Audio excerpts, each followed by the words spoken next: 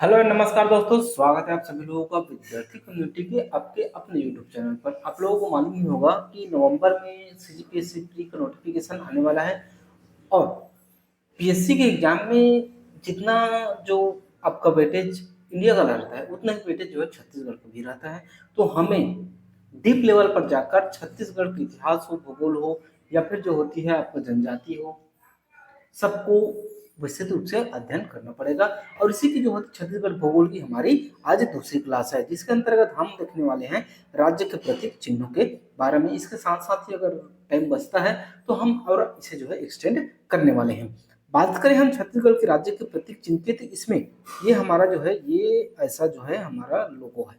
ठीक है, इसमें छत्तीसगढ़ों को जो है सुरक्षित किया गया है। ऐसे आप जब लोगो देखेंगे तो आपको पता चलेगा कि उसमें जो है 36 गढ़ों को जो है वो सुरक्षित किया गया है, जो विकास की अदम्य आकांक्षा को दर्शाता गोलाकार चिन्ह है, जिसके मध्य में भारत का जो है एक अशोक स्तंभ है, जिसमें दृश्यमान जो है 3 शेर दिखाई देते हैं और उसी के अंदर क्या लिखा हुआ है, सत्यमेव जयते लिखा हुआ है। राज्य की जो फसल धान की सुनहरी बाली है, क्योंकि छत्तीसगढ़ को धान का क्या कहा जाता है, कटोरा कहा जाता है। इस कारण ही छत्तीसगढ़ के प्रतीक चिन्ह में धान की बाली को स्थान दिया गया है। वही भरपूर ऊर्जा के प्रतीकों के रूप में राष्ट्र ध्वज के जो 3 रंगों के साथ जो है छत्तीसगढ़ की नदियों को रेखांकित करती लहरें हैं। अब इसे आप ध्यान से देखेंगे तो ये तो धान की बालियां ऐसे ऐसे हो गई, ठीक है। अब यहाँ पर जो होती है ये नदियों के साथ साथ ये ऊर्जा की प्रतीक चिन्ह को बताती है कि छत्तीसगढ़ इस साइड जो है ऊर्जा का चिन्ह ऐसा दिया हुआ है। जब भी देखिएगा आपको मैं दिखा भी दूंगा कि वहां पर जो है ऊर्जा का चिन्ह भी दिया हुआ है, जो हमारे राज्य की ऊर्जा युक्त राज्य को हमारा दर्शाता है। क्योंकि हमारे यहाँ जो है बिजली बनती भी है और हमारी सरकार बिजली बेचती भी है। ठीक है, तो ऊर्जा के लिए जो होती है हमारा जो राज्य है वो स्वयं में सक्षम है। अगला है हमारा जो है पहाड़ी मैना, जो कि राष्ट्र की क्या है, हमारा पक्षी है। बात करें पहाड़ी मैना, जिसे हिल जो होती है वो मैना कहा जाता है, जिसका जो वैज्ञानिक नाम है ग्रेकुला रिलिगोसा पेंसुलेस्ट्रिस। ये इनका जो है वैज्ञानिक नाम कई बार एग्जाम में पूछा गया है कि हमारे छत्तीसगढ़ के जो राष्ट्रीय जो पक्षी है उसका वैज्ञानिक क्या नाम क्या है। तो इनका वैज्ञानिक नाम जो होते हैं वो ग्रेकुला रिलिगोइसा पेनिनसुलेरिस, जिसे 2001 में जो है वो राजकीय पक्षी घोषित किया गया है। चलिए आगे इसके बारे में देखते हैं हम। तो देखिए इस पक्षी का अस्तित्व जो है वर्तमान समय में संकट में है और इसी कारण इसके संरक्षण के लिए इसे राष्ट्रीय पक्षी घोषित किया गया है, जो कांगेर घाटी राष्ट्रीय उद्यान में पहाड़ी मैना को सुरक्षित किया जा रहा है। बात करें बस्तर की पहाड़ी मैना के संरक्षण की, तो पहाड़ी मैना का वर्तमान में जो मुख्य विचरण है वो हमारे दंतेवाड़ा, बीजापुर, नारायणपुर, कोंडागांव, जगदलपुर, कांगेर घाटी, गतेश्वर, तिरिया, गुंजा आदि क्षेत्रों में जो है ये ज्यादातर पाए जाते हैं। पहाड़ी मैना के बारे में स्थानीय स्तर पर संबंधित जो साहित्य का जो है वो जानकारियों का संकलन, कार्यशालाओं का आयोजन, मैना से संबंधित जो साहित्य वितरण राष्ट्रीय उद्यान के अंतर्गत जो है वो बनाया गया है। इसे उस समय का जो होती है साथ ही जो है पहेलियों की पहचान, सूचना तंत्र को मजबूत करना एवं अवैध व्यापार पर रोक लगाने के प्रयास किए जा रहे हैं।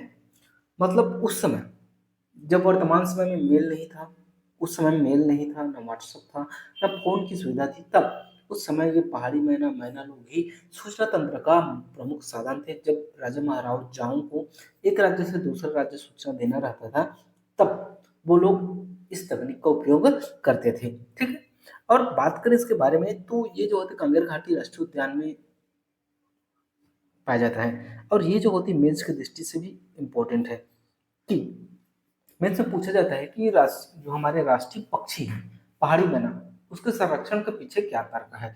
तो उसके पीछे जो तर्क है वो है हमारा जो है पहेलियों की पहचान करना, सूचना तंत्र को मजबूत करना, इनके जो अवैध जो व्यापार है, इनका अवैध जो है वो व्यापार होता है, इन्हें रोकना इनका जो है मुख्य लक्ष्य है।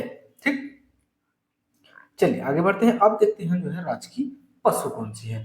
तो राजकीय पशु जो होती है वो हमारी वन भैंसा है, जो हमारे प्रदेश की वन भैंसा है वो ना, जिसे वाइल्ड बेफोलो के नाम से जाना जाता है। और इनका जो वैज्ञानिक नाम है वो बोबेलस बोबेलिस, ये इनका वैज्ञानिक नाम है। देखिए, जो भी मैं आप लोगों को पढ़ा रहा हूँ, एक एक फैक्ट, एक एक डाटा बहुत इंपॉर्टेंट है और कई एग्जाम में, पिछले कई एग्जाम में पूछे भी जा चुके हैं। ठीक है, बात करें वन भैंसा के संरक्षण की, तो छत्तीसगढ़ के दुर्लभ और जो है संकट जीव है हमारा जो है प्रमुख है वन भैंसा। वर्तमान समय में विलुप्ति की जो है कगार पर है। जैसे कि पहाड़ी मैना विलुप्ति की कगार पर है, उसी तरह से हमारे जो ये वन भैंसा है वो भी विलुप्ति के कगार पर है। दो प्रमुख जो नर है, एक सॉरी, इनके जो अन्य नाम है वो नर जो वन भैंसा है, नर वन भैंसा का नाम जो है वो है आपका अरना, और मादा वन भैंसा का नाम जो होती है वो अरनी। ठीक है, ये ये दो हमारे जो है वन भैंस हैं और ये ज्यादातर जो होती है वो दलदली इलाकों में पाए जाते हैं। और छत्तीसगढ़ में पाई जाने वाले वन भैंसे को जो है वो नस्ल जो है शुद्ध है, मतलब शुद्ध नस्ल का माना गया है। वन भैंसे के महत्व को देते हुए जो है राज्य शासन ने इसे पशु का जो है राज्य पशु का दर्जा दिया है। इनके रहवास स्थलों में बढ़ते जैविक दबाव के कारण वन भैंसों पर जो है वो लगातार संकट का माहौल बना हुआ है। शेर, मानव शिकार, डिस्प्रेस जो होते हैं रिम्पर्ट पेस्ट बीमारी आदि इनके जो है शत्रु, यानी कि शेर हो गया, मानव शिकार हो गया, और ये जो बीमारी है रिंडर पेस्ट, इनके नाम से जो होती है हमारे राज्य की पशु वन भैंसे को वर्तमान समय में सबसे ज्यादा खतरा है। और प्रदेश में जो वन भैंसों को संरक्षित करने के लिए सभी प्रयास किए जा रहे हैं। ठीक, अब इनके बारे में अन्य की बात करें तो बायसन के विपरीत वन भैंसे जो होते खेतों में प्रवेश कर जाते हैं। ठीक है, जो हर्ष के दरबारी कवि जो बाण भट्ट ने बांधावर से बस्तर तक के क्षेत्र का जो है विस्तृत वर्णन जो है संस्कृत में लिखते हुए अपने ग्रंथ कादम्बरी में किया है, उसमें जो है इस क्षेत्र में वन भैंसों को जो है प्रचुरता का वर्णन करते हुए उसे साक्षात मृत्यु का प्रतीक भी कहा है। और यह एग्जाम में पूछा जाता है कि किसने वन भैंसे को साक्षात मृत्यु कहा है।